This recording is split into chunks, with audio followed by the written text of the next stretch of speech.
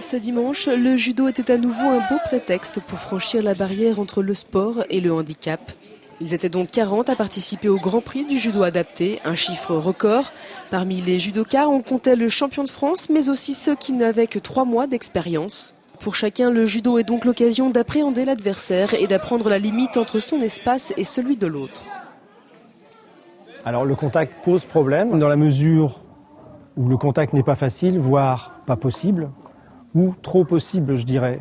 Il y a une recherche du contact, l'autre, et il y a une médiation qui doit être trouvée, et le judo est une très bonne médiation, puisqu'il y a des choses autorisées et non autorisées. Les règles sont en effet les mêmes que pour les compétitions ordinaires, des règles finalement essentielles qui permettent de suivre un cadre. Et malgré ces certaines contraintes, le judo permet aussi aux sportifs en situation de handicap d'exprimer leur réelle sensibilité et de faire preuve d'une réelle solidarité.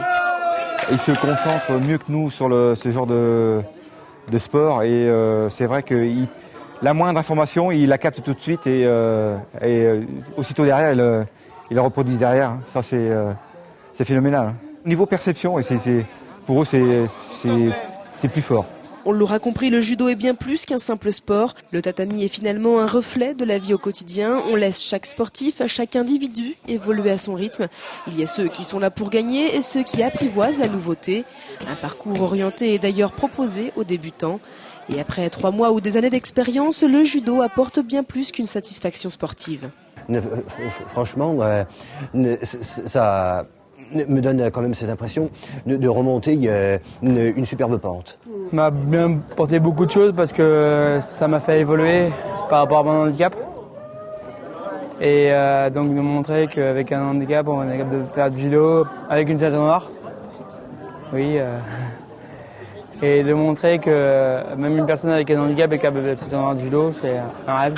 Jacques va pouvoir continuer son rêve puisque le champion de France réunira à nouveau son sport et son handicap pour participer au tournoi européen. C'est d'ailleurs avant tout une aventure humaine où l'amitié et la confiance sont essentielles entre les sportifs et leur entraîneur. Disons que mon prof, qui est un de mes amis, ça fait depuis 13 ans qu'on se connaît.